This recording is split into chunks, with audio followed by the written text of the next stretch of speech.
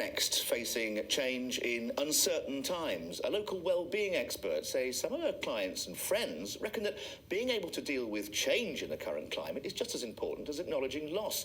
And joining you now to discuss all of that and more, of course, is wellbeing expert Lina Mukherjee. Lina, welcome. Lovely to see you again, Richard, and to be back on the show. Good to see you. Just talk a little bit about the sort of challenges that we face in a time like this, particularly if we're alone during lockdown. Well, I think what you've just said and what we saw earlier with that article on students returning back to university, loneliness is huge, and especially with the level of change we're going through.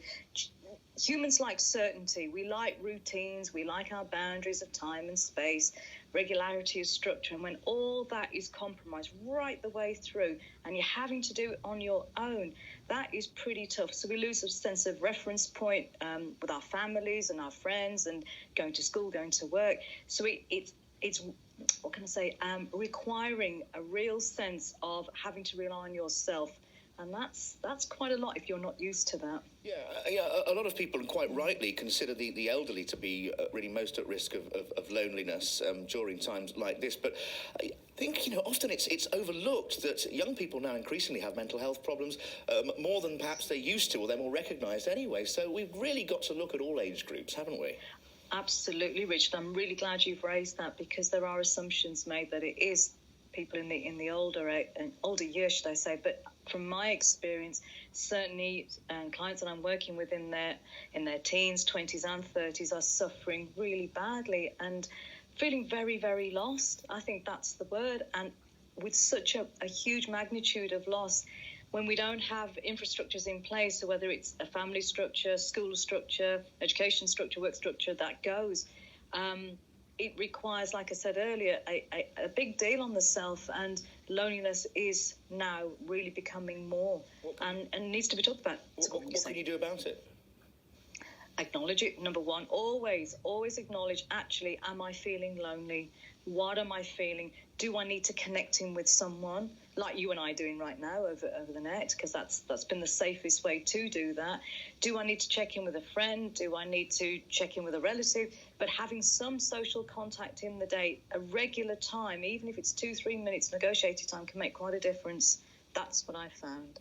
Also, I think activities can help. I did a thing over the lockdown where I had a Zoom cooking lesson with a friend in Glasgow. Every Tuesday at 8 o'clock, we cooked something together, we compared notes, and then we sat down at the table and ate it together. I think if you involve something else in that interaction rather than just conversation, that can be quite fruitful, can't it? You feel good after you've done it.